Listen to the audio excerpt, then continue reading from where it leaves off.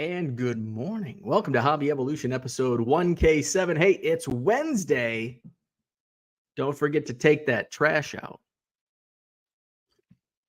I took my trash out last night. Big week. Trash and recycling, both at the curb. Very happy. It's like I'm still filling up trash cans, recycle bins, overflowing from this move. And now I'm gathering more garbage as I organize my Cubs cards. I'm gathering more garbage. I'm trying to consolidate.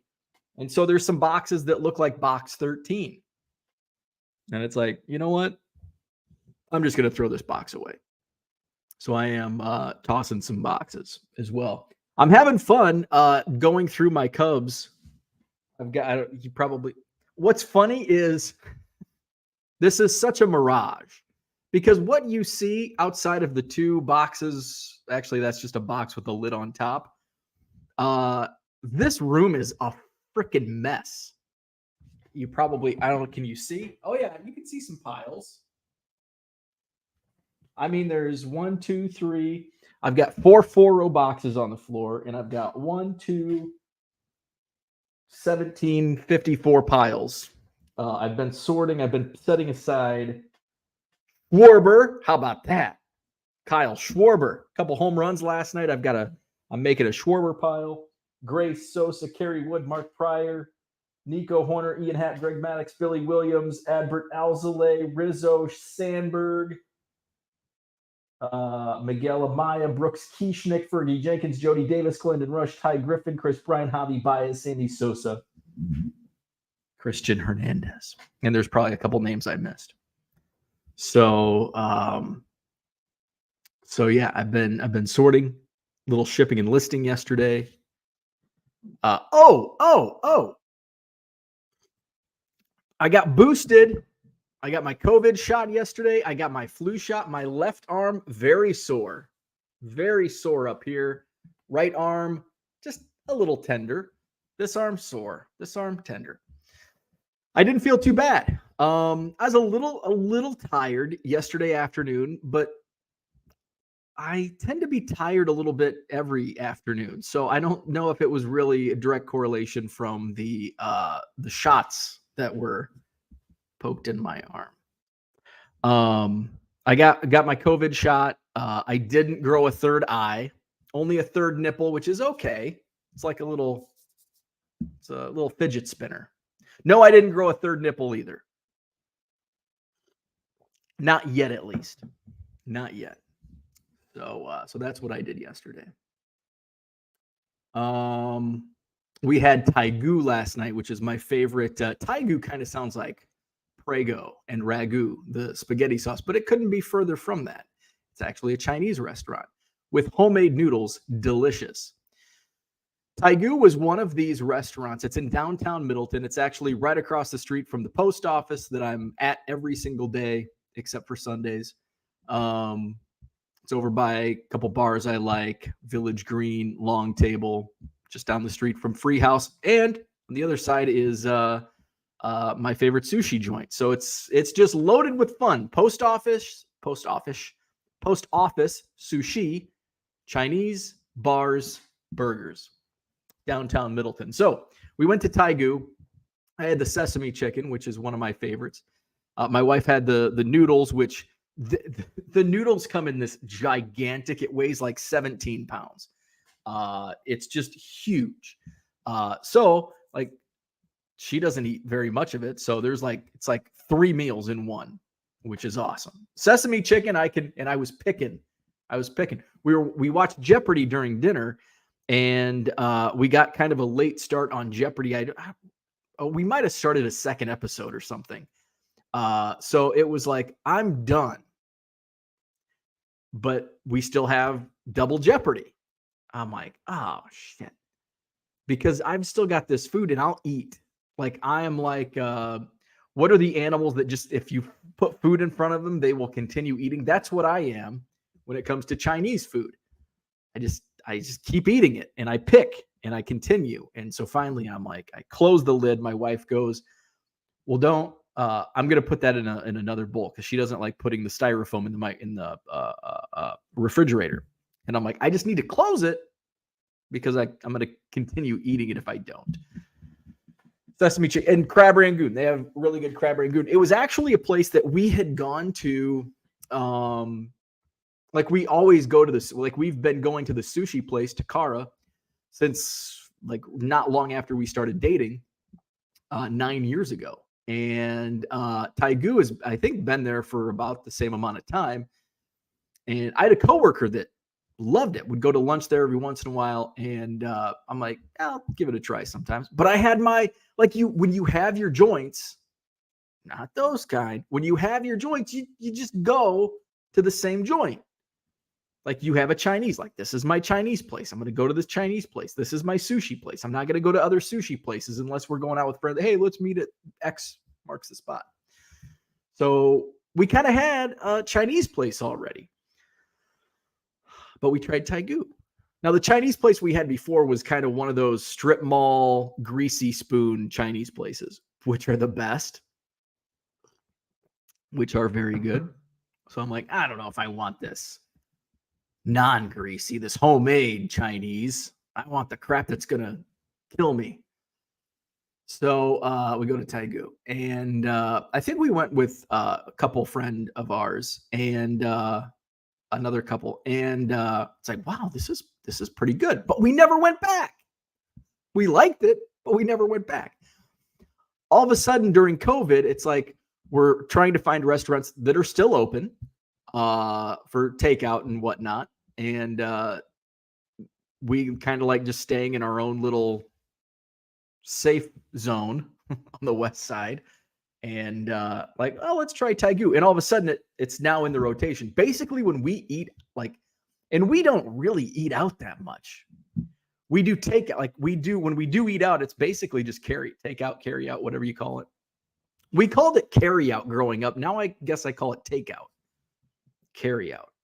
Takeout. What do you call it? Carry out or takeout?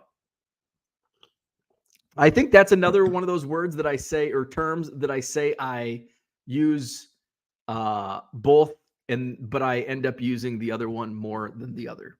One more than the other. So Taigu is in our rotation. Taigu, Takara, ancho and agave for Mexico. So we have sushi, we have Takara, we have Chinese, Taigu, we have Mexican, ancho and agave.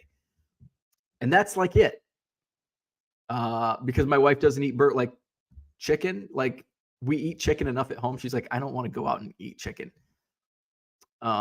So those are our places. Victor calls it carry out. See, that's what I called it growing up. And now, like, sometimes I call it takeout, sometimes carry out.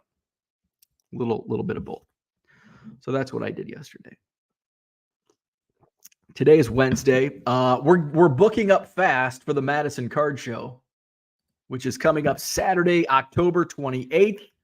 More first-time dealers have been booked for the show. Tables, space running fast. So hit me up if you want to set up. Saturday, October 20th, Sheraton Hotel, John Nolan Drive, take a drink. 9 a.m. to 3 p.m. Although the doors are open a little early, we don't lock the doors and keep you at bay.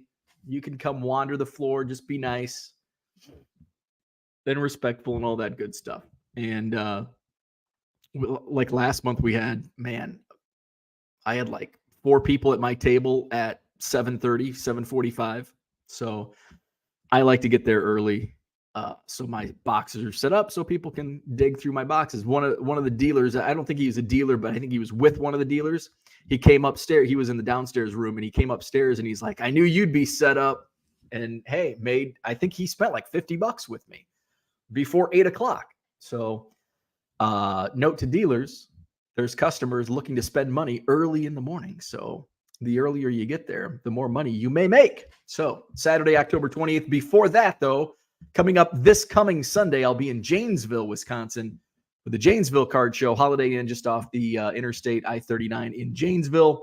I will have my bargain boxes there as well. Let's go to the chat.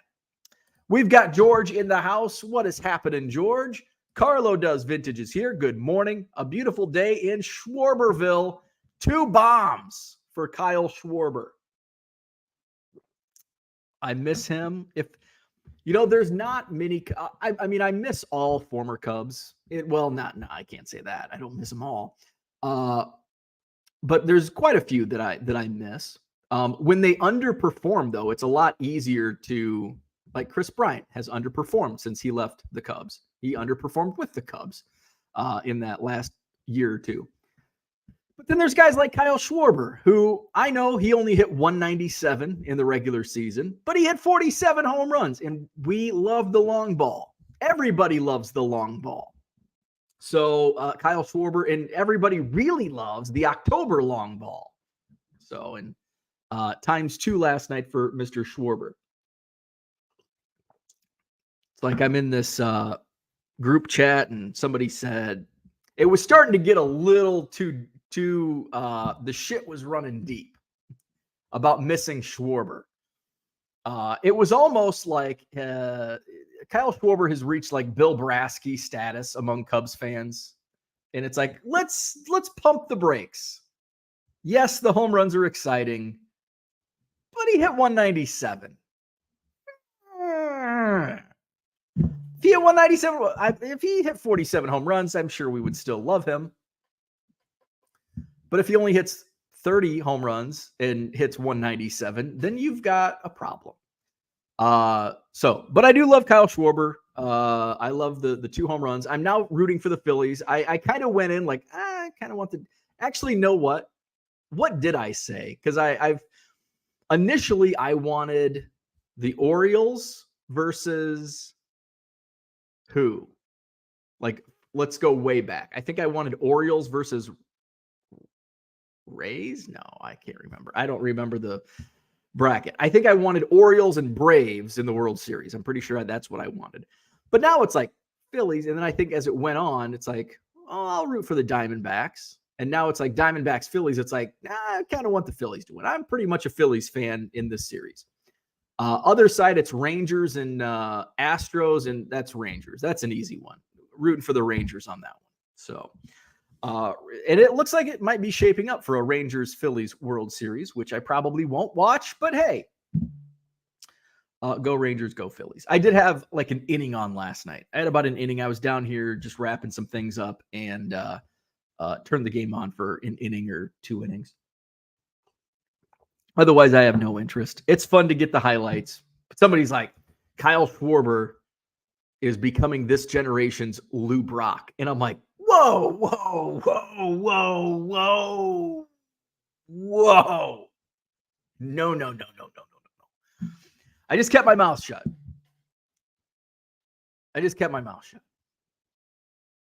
No. Kyle Schwarber's got like what, an 11 career WAR. He hit 197 this year. He hit some home runs. Lou Brock, Hall of Famer. Let's not compare Kyle Schwarber. And plus, that was a trade. And that was a little different. Like the Lou Brock trade. Like Lou Brock was performing like Kyle Schwarber, just not hitting home run. Like he was performing worse than Kyle Schwarber with the Cubs in the early 60s. And he didn't become good. He didn't even become above average until he went to St. Louis. You know, he was a subpar baseball player in Chicago for 2.5 years. I mean, Lou Brock played 62, 63 and part of 64. And that was a trade. Kyle Schwarber just didn't renew his contract, didn't re-sign him, let him go to free agency. And then they signed Jock Peterson, who is kind of the same player as Kyle Schwarber. And that's always like irritated me. It's like, okay, if there's a reason you're not going to re-sign him, but if you're going to spend the same amount of money for a guy like Jock Peterson, why not just give it to the guy that you already had and fans love and you love and all that? I don't get it. We still love Kyle Schwarber. David, good morning. What's happening? Set cards in the house with some coffee. Ken says, I wondered if this might be your topic today. I kept it relatively calm on on Twitter. I think one of my friends I think that's where I found it, because I don't even follow the guy because he has so many bad takes like on a daily basis. It just like, oh, come on, not another terrible take. So I saw a friend of mine had commented on it, and I'm like, what? Like, this guy's had some bad takes lately, but whoa. So we're going to get into this. And that's why the title of my video today is My Grail Card Was $10. I got to show it. I actually took my Grail card, but it's like, if your Grail cards, if it's your Grail card, why is it not in your cabinet with your top 40 favorite cards? It's a good question. I took it out because I replaced him with Frank Chance. But I'm going to get into the topic today. Donald Davis, good morning. Victor, good morning. Beautiful, cool morning. Yeah, it looks like a beautiful fall day. Yesterday it was very foggy up here. Today it doesn't appear to be any frost, but it's crisp. It's a beautiful, cool, crisp morning. 46 degrees according to my computer, which could or could be off. Could or could not be. Andy Mack, good morning. Kyle's in the house. Good morning. Ken says, dude definitely turned full heel with that tweet. Talking about last night's Grail conversation. Kind of one-sided. It was one opinion and everybody else that disagreed. Ken collected Brooks Kieschnick back in the day, one of the dudes that burnt me. Well, at least you've had about 30 years to recover. Brooks Kieschnick, by the way, is on Twitter. I don't know if he's been tweeting as much lately, but he's just a guy that we share a birthday, June 6th. And I've always loved Cubs prospects. That's why I also have a Ty Griffin pile. And when we get into my Grail card, Earl Cunningham didn't even make it to Double-A. Earl Cunningham is another one of those guys. Cooter, good morning. What? No pile for Keith Moreland? There is a Jody Davis pile. I did not put a pile for Keith Moreland, though.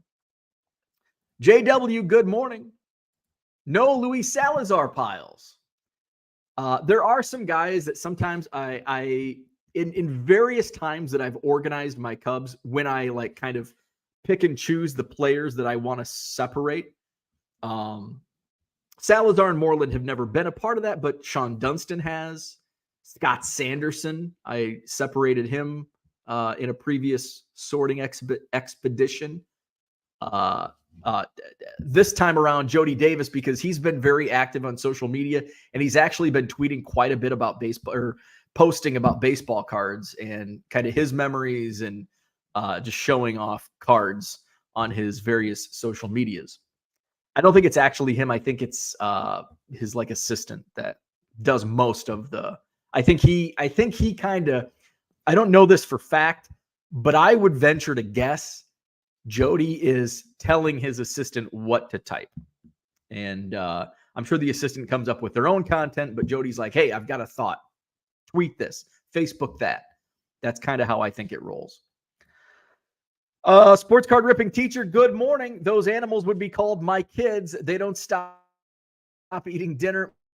My biggest Cub fear is that they will eventually re-sign Jose Hernandez. Jose. I have a pair of game-used Jose Hernandez cleats. They're just sitting in a storage tub in that card storage area. Michael Renicky, good morning. Victor calls it carry out, or take out. Good morning. Red Light 34 says hit the like button, subscribe to the channel. Steve's here. What's up? Good morning. I'm actually later than you today. Have a great thank you, Steve. I was on time. I said I may or may not be on time today with the whole, who knows, with the COVID and the flu shot. Boom, boom, both arms. It's very quick. Okay, here's the thing. So I've kind of rotated my shots from Target to Walgreens. And so I think it was 2 years ago, I got both injections at Walgreens, which Walgreens is like, again, I could walk to it. I think it's like 0.8 miles, and there's sidewalks that go all the way there. But you know me, I'm not going to walk. So Walgreens, just down the street. And I go in. Like you fill your, like all the, like you don't have to fill out a questionnaire. There's not a long wait. Like, hey, I'm here for an 11. Okay. Here, just confirm all this information. Okay. Boom. Okay. We'll come call you out. And then like 5 minutes later or less. Okay. Come in here. And it's in a room. It's a nice closed off room. And they're like, okay, pull your sleeve up. Boom. Okay. Okay. Oh, that was easy. Okay. Other arm. Boom. Okay, we're done. I'm like, really? That's it? And I really said that. I'm like, that's it? Last year I went to Target, and in a couple of the COVID shots, I've gone to Target because there's a CVS pharmacy inside Target. I do not like Target shots because you go in, it's not like you have to fill out you have to wait forever. You have to fill out the paperwork. You're getting the shot like right next to like 4 different people that are waiting for either their shot or their prescriptions. It's super bright. I hate bright lights. I hate people. And I've got both of that at Target. And then Target's like, okay, we need you to stay here for 15 minutes in case you get dizzy. I'm like, dude, I'm not going to get dizzy. Like, just let me walk to the baseball card section. If I can walk to the baseball card section without tripping, I'm good. And I'll walk out the door. I hate Target for getting my shots. So when my wife said I booked mine a couple weeks ago, I'm like, okay, where did you go? She's like, Walgreens. And I'm like, yes, Walgreens. Thank you. So I didn't postpone it, but I just didn't schedule it until yesterday because I had a lot of stuff going on last week. And it's like, just in case, I don't want to feel like crap. And have to feel like shit doing, going somewhere, doing something, all that stuff. So, got it yesterday and so far so good. The times that I have had some like side effects after the shot, it's usually hit me like right away, like not like right away, but like within a couple hours. It's like I go home, eat lunch, and then all of a sudden it's like, oh man, I'm tired. And then I'm on the couch for like 3 hours, and then it's like 8 o'clock and I'm like ready for bed. But I didn't have that yesterday. It was a little sluggish, but like it didn't put me down on the couch or anything. I was still working throughout the day. So shots were okay this year. Brian says the Schwarber has cometh. Cubs don't win World Series in 2016 without one-legged Schwarbs. Love it. That was, man. Oh, I'm getting the warm fuzzies now thinking back to 2016 and that postseason run. So much fun. Herman's in the house. What's up, Herman? Flawed Thinker is here. Good morning to you. Kyle Schwarber is more like this generation's Rob Deere. Nailed it. Yes. Yes. In fact, let's do a little baseball reference here. Steve absolutely nailed it. Rob Deere and Kyle Schwarber. In fact, I think I'm gonna steal your line and put it in my group chat that I'm in. Let's see. So let's just take a look at his. So this season, Kyle Schwarber, 47 home runs, 215 strikeouts, led the league, by the way, in a 197 batting average. Let's just take a look at. Let's take a look at Rob Deere's best year, 1986. 33 home runs, a 232 batting average, only 179 strikeouts. He did that in what? 134 games. Schwarber this year, 160 games. So Steve nailed it. Kyle Schwarber is our generation's, or this generation's, Rob Deere. Kyle says 47 home runs is good, but all those strikeouts could be a liability. But who are we to judge a guy that just helped his team win? Stats don't always mean as much as we want. Absolutely. Sometimes a couple home runs will win you a game, and sometimes a couple strikeouts will lose you a game. Sal Dougie, what's up? Good morning. Brian says left-handed hitters named or pronounced Jock should be banned from Wrigley. Looking at you, Jock Jones. Harlan's in the house. What's up, Harlan? Flawed Thinker says, was in a break the other day of 23 select. There was a random hit pack that had 4 autos inside, a Jackson Holiday base, a Holiday of 30, a 1-of-1 Ortiz, and a Griffey of 10. What the hell? That's amazing. That's amazing. We often complain about collation. Well, that's terrible collation. I'd take that one. I'd take that collation. Michael Renicky says, love, hate, like Ricky Weeks for the Brewers, but Schwarber hits a lot more home runs. There you go. Uncle Rich says, we're at a terrible percent. We are under the. We are. Is our like percent worse than Kyle Schwarber's batting average? Are we better than 197 yet? Hit that like button, subscribe to the channel, calm Uncle Rich down. So Bo knows what to say. There you go. Said it. Good morning. My Grail card is the 1957 Topps Bill Russell rookie card. But some people on Twitter will tell you that's not a Grail. John says Grail cards mean you've defined the end of your collecting. I will disagree with that. And I'm going to go on. Let me go on to the rest of the comments. On my video today, I will talk a little bit about Dennis Eckersley. There is a Cub that was traded that did well. Yeah, and Eckersley was kind of like right in the middle because he had some good years before coming to the – when did he come to the Chicago? 84. Came to the Cubs in 84. And I think he played through the 87 season. Or in parts, most of the 87 or parts of the 87 season. And then had a lot of success after. He probably had more years before the Cubs than he did after the Cubs, right? When did Eckersley retire? Or he played into the mid-90s. He had a long career. Let's just confirm it. I'm already on Baseball Reference. 75 to 98. Damn! 24 seasons for Eck. He played parts of the 84 season, all of 85, and it looks like all of 86 with the Cubs. And then 87 is when he started his Oakland. But he won an MVP. 92? Holy crap. I didn't realize Eckersley's like prime years were in those, were as late as 92. Like 88 to 92. Basically, once he went to Oakland, he turned into an all-new player. Although he was fourth in the Cy Young voting in 78 and seventh in 79. Didn't do shit with the Cubs. Didn't do shit. He did lead. Is that strikeouts per win? Is that a stat? He led that category in the league in that stat, 6.16 in 1985. Eck. My collection is a run-on sentence with no punctuation. I would agree with that. That's like my 1 million Cubs project is ongoing. Like once I get to 1 million, I'm not stopping. Like I'm still going to collect Cubs, but I just don't want your 86 Donruss.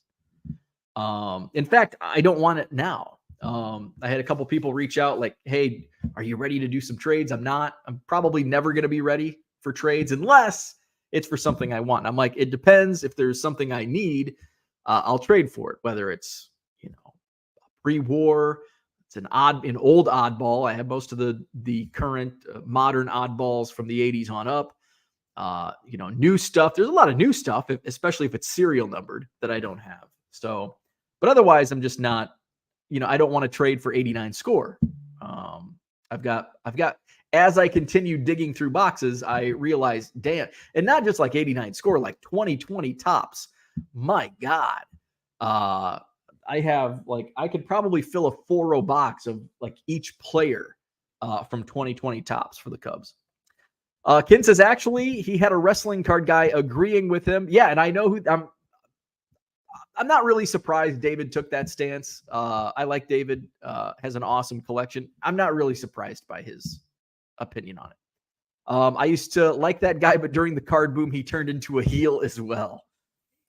Manny Trio, going to be my next Cubs chase. See, Manny Trio is one of those guys that it's like, man, but he spent so many years, even though he had 2 stints with the Cubs, he spent a lot of years not with the Cubs. And that's kind of what I'm looking at because I have this like competitive fire that I want to climb the trading card database player rankings. And it's like, well, Manny Trio spent so much time with other teams.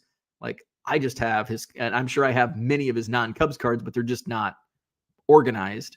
And it's like, but like Ernie Banks is who I started with. I think I'm 8th on trading card database. And it's like, man, and now it's like 200 cards between spots. Like I think I'm at 255 or somewhere. And I'm still, I think I might be. I don't have that window up anymore, but I think after, I don't know if I'm firmly entrenched in 8th, and then the next spot is like 400 unique cards, but it's like, geez, I'll get there. I'm sure I have over 1,000 unique Ernies, but it's just they're mixed in, 300 or 400 different monster boxes. So I think my next, as I continue to kind of get organized, I figured I was doing some math. I've been sorting through an average of 3 4-row boxes a day of my Cubs, and pulling aside the players that I want to pull aside.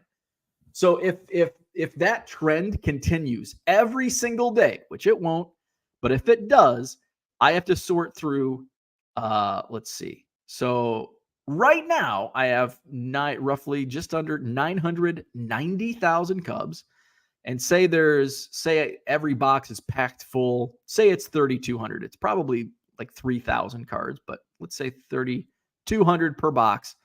That's 309 4-row boxes. And I'm only sorting through 3 a day.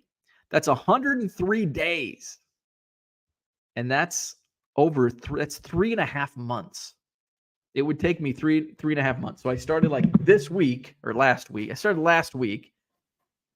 So middle of October, November, December, January, like early February. And that's if I continue to sort through 3 boxes a day, which there's going to be times where I probably won't sort through any. Well, I know for a fact there's going to be days that I don't sort through any. There's going to be days where maybe I get to 4, but there's probably going to be more days where I sort through less than 3. So it's probably going to be closer to, like, if I continue on this journey, 6 months just to pull like those. And then you have to like put them on trading. Like, it is like, just go through like one, like take an unsorted 4-row box. And how long does it take you to sort what you want? And then multiply that out by 300. And that's the pace you have to keep up for every day. Red Light 34 says, I was going to say, you're not walking anywhere. You don't change your own oil. That's true. That is true. I do walk, though. I walk the dog. We have our little around the pond walk. So I do walk Biscuit. Biscuit gets walked. Biscuit's fine, by the way. No poop on the floor, no puke on the floor. And she ate both lunch and dinner yesterday. No issues. We took some solid poops on our walk yesterday. Biscuit is good. Ken says, I guess I won't show my Earnhardt Grail when it arrives, hopefully next week. If it's less than 500, it can't be a Grail. Remember that. My Grail card right now is the Cody Bellinger Update Golden Mirror. That's a fun one. Tigers727. Hello, all. They just mentioned yesterday on the radio that Rob Deere worked or works for a construction during the offseason. Thought that was interesting. Yeah. And back in the day, like into the 80s, like players had off-season jobs as late as the 80s. I think one of the most famous that's always referenced is Richie Hebner. Richie Hebner was a grave digger in the offseason in the 70s and early 80s. But yeah, into the 80s, guys had part-time jobs, and probably for some of the guys, probably into the 90s, because those, if it's a minimum deal, might have to take, because you figure, if the minimum was, what were the baseball minimums? Because I don't want to sound stupid. Don't be stupid. Let's see, baseball, MLB minimum salary. So let's just do 19. Let's do 30 years ago. Can you believe 1993 was 30 years ago? So the minimum salary increased to $109,000, which was that was quite a bit of money. Figure half of that is going to taxes and agents and all that stuff. So 55,000, but you also have to take into account inflation. 109,000 was a different number back then. Let's see. So we'll just do the half of 55,000. They were probably taken home in January of, that was 92. Calculate. That was about 120. So it was about twice as much, 122,000. So that was probably by that time they weren't needing to work off-season jobs. I'm sure some of the guys probably did just to keep busy and in shape. Probably had construction jobs or something just to keep in shape. It's because even as late as the 90s and probably into the early 2000s, like it wasn't like a year-round thing like it is today, where they have all these fancy complexes and analytics and all that. It was just like, keep in shape. And then you'd see the spring training stories where this guy came in 20 pounds overweight, probably Mo Vaughn or somebody. They're like, oh, this guy came in heavy into spring training. He's got to lose weight before we put him on the field. Kyle Schwarber's top similarity score on Baseball Reference is Chris Davis. Second, Rob Deere. Steve, you nailed it. Chris Davis and Rob Deere. Sports card ripping teacher. He did have a no-hitter before he came to the Cubs. Who was that? Cole Hamels had a no-hitter before he came to the Cubs. John says, people talking about hits equal people talking about the time they hit 3 free spins on the Wheel of Fortune slot machine. George says, I muted that Grail guy on every platform long ago, Twitter and YouTube, and wouldn't watch anything he was on. I wouldn't let Bo piss on him if he was on fire. So George has an opinion. John says, who's the Grail guy? George says, and I'll show the tweet here in a second. I just want to get through the chat, and we'll get to my Grail card was $10 topic of the day. Those back pages, I ain't afraid to say it. Let's see. It's well known that Eck had a drinking problem that probably was at its peak when he was a Cubs player. Probably didn't help being in Chicago either. Let's see. Like Eckersley, Dave Stewart became a stud once he made it to Oakland right around that. Yeah, that's right. Dave Stewart. Always rubbed me the wrong way, and I'm a genie in a bottle. Got to rub me the right way. TD Sports Cards. Good morning. Uncle Rich is here. Oh, wait, we already said hi, but he said, just wanted to add, I did not have biscuit poops in my Bo Bingo card yesterday, and I hope that wonderful angel is doing much better. She is doing just fine. A collector's dream. Good morning. John says, Eric is opinionated. He's a nice fella, though, has an incredibly cool job that many would love to have. Manny Trio has 2 rings.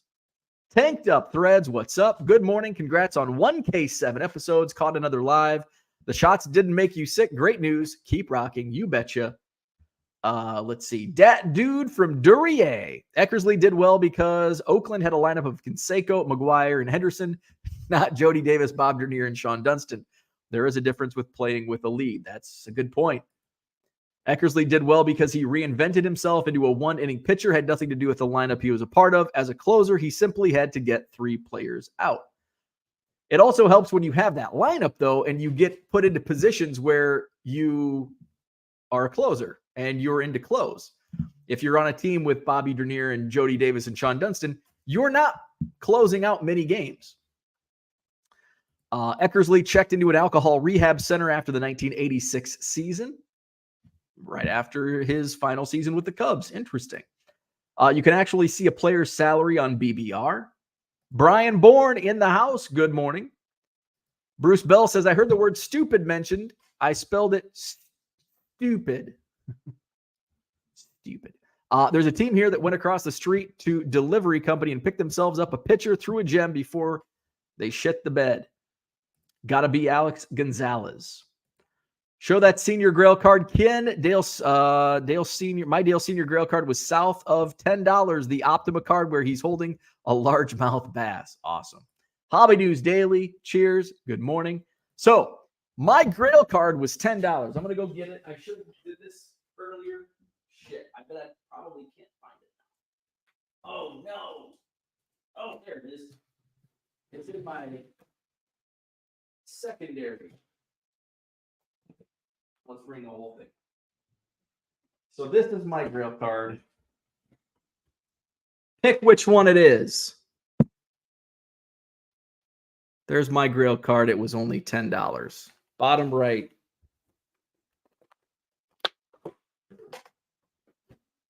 Earl Cunningham. 1990 score,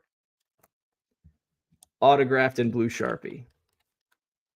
$10. Oh, it can't be your Grail card. It's not 500. Or actually, no, 500 can't even be a Grail card, according to that guy. That's my Grail card, and it was $10. Okay, so let's go. Let's go to the definition of a Grail. Okay, present, share screen. Grail. There's your definition of Grail from Merriam-Webster. A Grail capitalized is the cup or platter used according to medieval legend by Christ at the Last Supper and thereafter the object of nightly quests. What kind of quests? Sounds kinky. Number 2, Grail, the object of an extended or difficult quest. So it's not the end of a quest. It's just a quest that's difficult or extended. Why is Earl Cunningham my Grail? I really don't have a Grail. Like, I don't aspire to reach, like, I don't have a Grail card. Like Cap Anson, I want a Cap Anson. There's not a specific Cap Anson. There's one of like 3 or 4 that I would like to be the millionth card. But it's not really a Grail. This was a Grail. Why was it a Grail? It was only $10. Okay, so you're probably wondering, well, why are we even talking about this? So let's tell you why. Where are we at? Twitter. Here we go. Here's why we're talking about it. This was tweeted last night from those back pages. I will never understand someone calling a $500 card a, quote, Grail card. Yeah, you could have multiple Grails. By definition. This was also ratioed all to hell. Big old ratio. Lots of people that disagreed on this take. I will never understand someone calling a 500 card a Grail card. This was $10. Not even close to 500. Here's why this was a Grail card. Because a Grail card is the object of an extended or difficult quest. There's no monetary value attached to a Grail card. This was a long and difficult quest to finally find this particular one of these cards signed in blue Sharpie. You're like, well, it's a 90 score. Well, is it signed in blue Sharpie? There were 90 top. It wasn't Earl Cunningham's autograph. I have a baseball. I have a bat. I have a couple 90 tops signed by Earl Cunningham. I have a couple Peoria Chiefs cards signed by Earl Cunningham. But I didn't have this 90 score in blue Sharpie. There was meaning behind it. Not this exact card, but this card signed in blue Sharpie was my very first Cubs autograph. Back in 1990, Knights of Columbus, Kewanee, Illinois. Earl Cunningham was there signing autographs. He was a member of the Peoria Chiefs. He was the #1 draft pick by the Cubs in 1989. I took my beautiful 1990 score, Earl Cunningham baseball card. He signed it in blue Sharpie. I was so proud of it. We were poor. Like, looking back, I realized I was poor. At the time, I didn't know what. Like, I knew what rich was because I wasn't it. But now I look back, it's like, yeah, we really didn't have much. But I had this. I was so proud of it. I asked my mom, can I put this on the entertainment center, the big faux wood entertainment centers with your 19-inch TV that weighs 600 pounds? And I had this in a card saver with no penny sleeve. I learned a tragic lesson in the card saver no penny sleeve in a house with no air conditioning. It was in a card saver. It was on that entertainment center next to my dad's car show trophies, family pictures, and Earl Cunningham in blue Sharpie. About a year goes by. I take Earl Cunningham, the autographed card, out of the card saver. It had moisture from the humidity in the house, and half of Earl's face and part of the autograph was torn right off. And in the trash he went. And I was looking. I got into autograph collecting pretty big in the early 2000s, 2004, 5, somewhere around there. And did a lot of TTM. Earl Cunningham never responded. Never sent me back my 90 scores that I sent year after year. Finally, in about 2016 or 17, I saw in a group on Facebook, Earl Cunningham signed. And I commented, like, where? Like, how did you get him? He doesn't sign. I went as far as to send him a letter to his place of employment. If you Google his name, where he's from, his biography or it did at one time show up, and I'm like, might as well.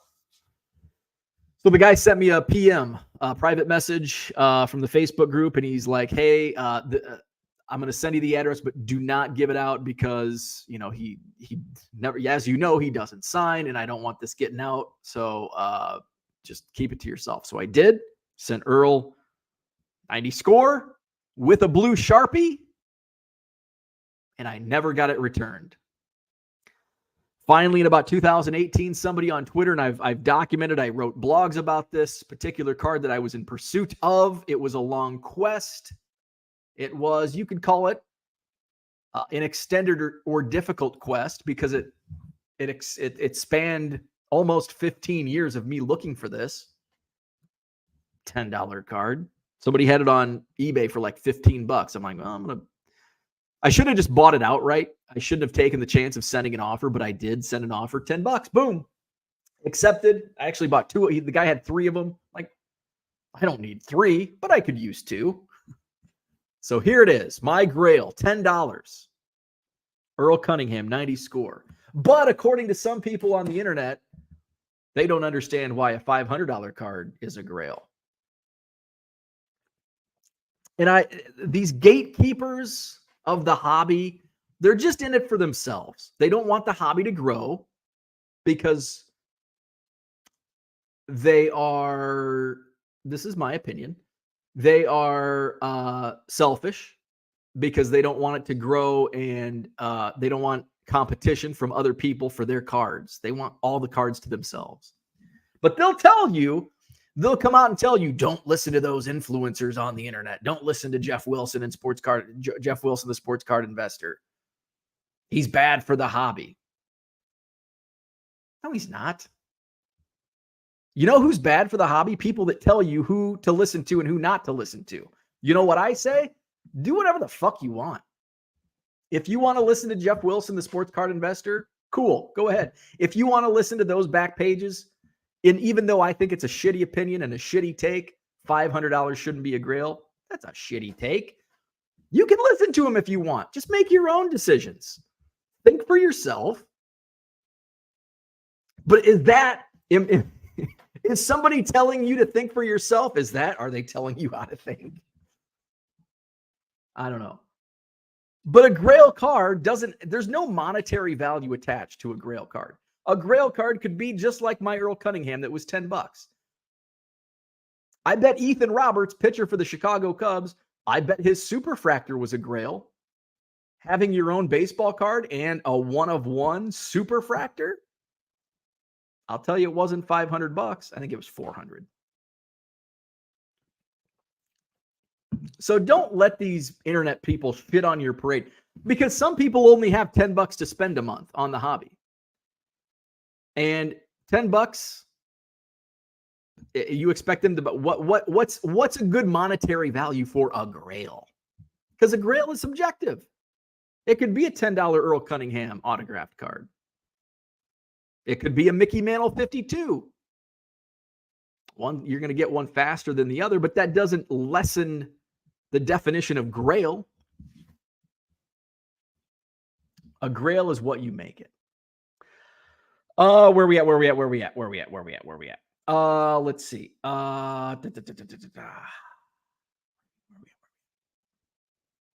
Let's see.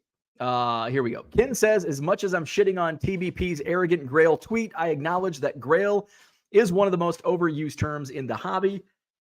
I won't disagree with that. Neither will John. I won't disagree with that. And I think that's maybe one of the reasons I don't like to use the term Grail. Like, this is a true Grail, because this was something I was absolutely searching for a long time. The Cap Anson, like, even though it's maybe more rare than finding a Cap Anson, is more rare than an Earl Cunningham 90 score autographed in blue Sharpie. It kind of feels like they're one and the same. I've had opportunities, and sometimes it's like, oh, I just don't want to spend that. Could I buy one? Yes. But do I want to? No. So does that make it a Grail? To me, no. That does not make it a Grail. It could, but it's not a Grail to me. And I really don't think I have, like, is there a card out there that I would consider a Grail for my Cubs collection? No, there's not. George says, you don't measure your manhood in expensive cards or oil changing. You measure it in Spotted Cow and Hot Pockets. Hey, I'm a manly man, if that's the case. I don't change my own oil, but I drink a lot of Spotted Cow and eat a lot of Hot Pockets. Ken says, I'm biased, but a big man of my quote tweet of his tweet. Oh, let's see. Let's find Ken's quote tweet. Where are we at? Where's Ken's quote tweet? When did here's Ken's quote tweet. There we go. Scrooge McDuck counting his money. Let's see. Brian says, I love this story. It encapsulates the hobby for so many of us. Brian says, I have a few Grail cards. Is that wrong? Or does one have to be the true Grail and others are just ones I really want? I mean, I think you can, like Brian said earlier, you could probably have multiple Grail cards. Like, it's not like you're done. Like my quest to 1 million, it's really never ending. I'll get to a number, but I'll not, because I get to 1 million Cubs cards doesn't mean my collecting Cubs cards journey is over. Like, I hit a number, I'm still collecting Cubs. I'm more picky and choosy, but I'm still collecting. And I think the same can be true with Grail card. You can have more than one. Absolutely. Ken says, how long until he posts a 3-hour YouTube video explaining his Stephen A. Smith, Shannon Sharp-esque take? I don't know. What's up, baseball card curmudgeon? Flawed Thinker says, my Grail card is on eBay for sale for $2.5K. It's the 1/1 Ryan Zimmerman Bowman rookie auto. Someday I will hit the lottery and buy it, but I still won't feel complete with just that one card. There you go. Absolutely. Mark Marinello, good morning. Fighting Phil's looking tough.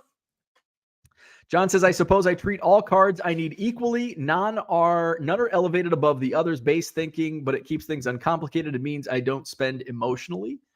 I can see that.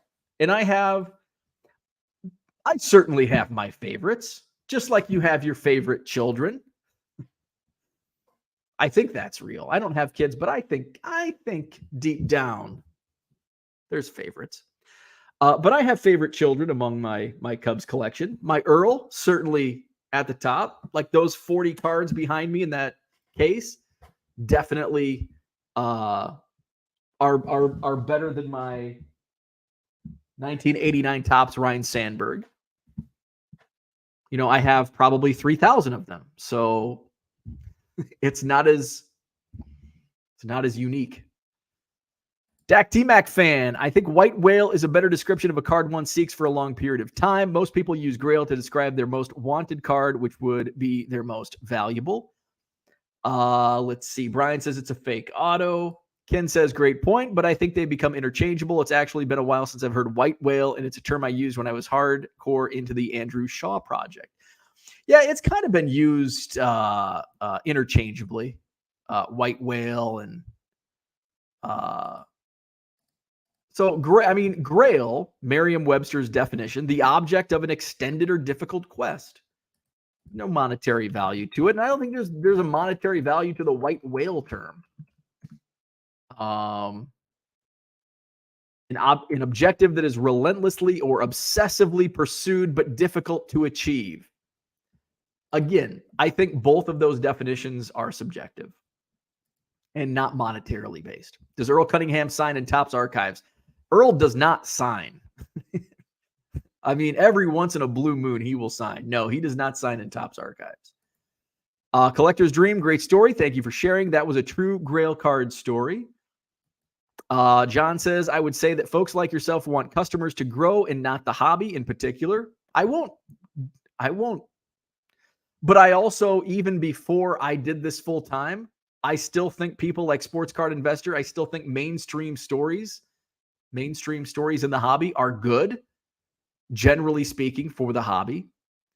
But yeah, growing the hobby means more customers. Absolutely. I mean, I would be stupid to disagree with that. Your hobby growth means more customers. My hobby growth means more collectors and lowest prices possible. I won't disagree with that. Mark says, my Grail is a bit different. Mine is an unopened cello pack from 1976 with Felix, is it Milan? On top, my all-time favorite player. See, that's, I don't know how much that cost. Probably less, since it's got Felix Milan on top. Well, as long as like a Dennis Eckersley rookie's not on top. Hey, 2 Dennis Eckersley references. See, that's my definition of a Grail card, which lines up with the Merriam-Webster definition, the object of an extended or difficult quest. Finding a Felix Milan on top 1976 cello pack is a difficult and probably timely quest, not necessarily an expensive one. And it takes like, oh, a Grail shouldn't be 500 with your nose up in the air. Like, that to me is a worse thing to say than anything Sports Card Investor has said.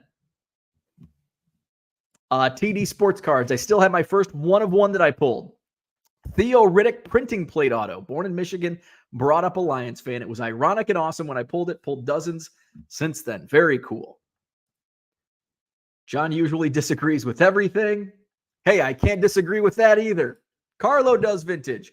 Red Sox manager Joe Morgan drove a snowplow on the Massachusetts Pike in the offseason. Said he found the best stuff near the toll booths. George says, some food disagreed with me. It won the battle. I'm still winning the war. My uncle passed away in 1994, and we buried with his personal Grail comic book that was his pride and joy, X-Men #1, worth over $500K today. So when people say you can't take it with you, well, I'll be damned if you can't. Might not be with you in the afterlife or whatever comes after life, but it can go in the ground. See, I am not like this Earl Cunningham, not going in the grave. Nothing is going in the grave with me. I think that's a morbid. I hate that topic. But I am not one to take, are you going to take an Ernie Banks rookie card? No. Why would I ruin an Ernie Banks rookie card? It needs to go on to the next collector. That dude from Duryea, for a set collector, the last card is priceless to finish a set. Just my opinion. I paid $175 for a non-auto Hunter Pence numbered to 99. Grail is subjective to each. Will agree. Everyone's Grail is different. Like you say, my Grail got a few. I think a Grail is what you wouldn't sell, and it puts a smile on your face. I would agree with that. Like, share, and sub if you aren't already. Thank you. TD Sports Card. There's no price when you unconditionally love something. Absolutely. John says, don't say everyone. Not everyone has Grail cards. Don't say everyone. I don't know if that was to me or to somebody else. I've been collecting since 1977 and have never had a Grail card. Like I mentioned earlier, I don't have a Grail card right now. Like, the only thing that I could ever think of, I always wanted a 62 Topps Lou Brock rookie card. I always wanted a Joe Carter 84 Donruss rated rookie as a kid. What else? Like there's really an Ernie Banks rookie, but I never considered it a Grail. Because at any point in time, I could have just went and bought one. It was not a difficult quest. It's not hard to go out and find a 54 Topps Ernie Banks. It's not hard to go out and find an 84 Donruss Joe Carter, 62 Topps Lou Brock. Collector's Dream says, I have a few Grail cards, including my 2 Cap Anson cards. Very nice. Very nice. Curmudgeon just made the Christmas card list. Orlando is off the list. Oh, come on. Brian also prefers White Whale. Eric is still coming off the buzz of landing the 52 Mantle. Let the dude have his fun. He just has shitty takes that I mostly don't agree with. I have 2 kids, and I won't say that I have a definitive favorite. However, there are times when it comes to mind, especially when they lose the remote. Moby Dick. Even though this might be a taboo subject, but have you ever considered what will become of your collection if you were laid to rest? I apologize in advance if I hit a nerve. Oh, no, I just don't like the topic. It doesn't hit a nerve or anything like that. It'll just be sold. Like I don't have kids. I don't have like anybody that I'm going to bestow my collection upon. I'll just, my wife will likely outlive me. And I'll just be like, here's what I got. Sell it. Get rid of it. Let's see. Brian says, I have baseball Grails, football Grails, Pokemon Grails. Kyle says, my Grail cards are ones that have a story behind them. A card I got from eBay where the seller became a Twitter friend, or an autographed TTM from Dave Marcus that included a note from Dave too. Brian says, where's that plot located? LOL. Kim says, I've collected more than 35 I'm aging you, 35 years and never spent what his arbitrary Grail number is. I guess I'm just a nobody. That's a good point that I haven't even brought up yet. I have a really nice Cubs collection, and I have not spent $500 on a single card. I think the most I've ever spent on a card was this year at the National. I spent $350 on a single card. Nope, I take that back. I overspent during the pandemic. What did I buy? It might have been a Gleyber Torres first chrome auto that I spent $400 on. I think I spent $400 on the Gleyber Torres, and one of my Chris Bryant's might have been in that $400 neighborhood also. My tobacco cards, I've spent a couple hundred. I think $350 is probably the most I've spent on any of my tobacco cards. But yeah, I think $400 is the most I've spent on any single card. And I've got a really nice collection, and a lot of them are now worth more than $500. Some are worth less than what I paid for it, like Gleyber Torres and Chris Bryant. George says, I have a few cards that I'd like to have, not overly expensive, probably won't ever get them, not going to make me feel any less of a collector. And that's kind of what I wanted to get at, is these last couple comments. It shouldn't be monetary value attached to your collection, and you shouldn't be shamed to have a Grail card that's less than $500 or $500 or any arbitrary number. Like, if it's a Grail to you, it's a Grail to you, and don't let some asshole on the internet tell you that it's not good enough. Oh, your Grail. Oh, it's not $500. It shouldn't be a Grail. It's got to be $2,000 or $20,000. Fuck that. Stick it up your ass. It's my Grail. It's my collection. I'll do what I want. Mark says, I have a complete Mets Topps collection. Thank goodness I bought the Seaver rookie in 1982 for $50. Can't beat that. So that's what I had for today. Like, subscribe, hit up my eBay store, go look for your Grails, and have a good day.